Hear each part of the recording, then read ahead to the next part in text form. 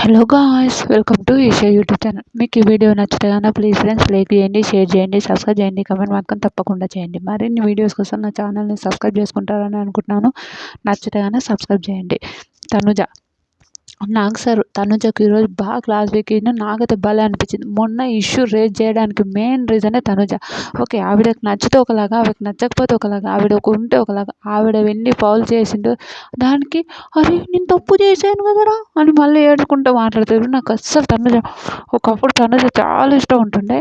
నిజంగా మనిషి అన్నట్టు అందరికి మందారం పూలు పెడుతుంది తనుజ 100%. ఈ కళ్యాణ్ అయితే ఎందుకు ఆవిడతో ఉంటాడో అర్థమే కాదు, నిజంగా అర్థమే కాదు. ఓకే, జెన్యున్ ఇష్టం అంటే అది కాదు. బయటకు వచ్చినాక చూసుకోండి అయ్యా మీ జెన్యున్ ఇష్టాలు. ఆవిడ ఏడుస్తుంటే పోయి మళ్ళీ ఓదారు అరే తప్పే కదా అని మళ్ళీ అడుగుతుంది.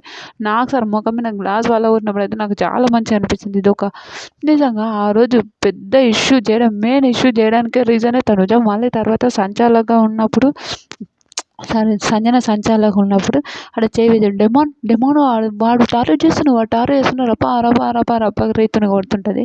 ఓకే, చేసినాక సార్ నేను అలా కాదు సార్ అలా అనుకున్నాను, నేను సేమ్ యాంగిల్స్ ఉన్నాను. మళ్ళీ ఒకసారి 3 వీడియోలు చూపిస్తారు తనుజవి. నిజంగా చెప్తున్నా భలే అనిపించింది. ఇలానే ఉండాలి నిజంగా. ఎట్లా అంటే ఆవిడ చేస్తే ఒకలాగా, ఆవిడ ఉంటే ఒకలాగా, ఆవిడ లేకపోతే ఒకలాగా. ఎంత బాగా అనిపించింది అంటే నాకైతే సూపర్ అనిపించింది.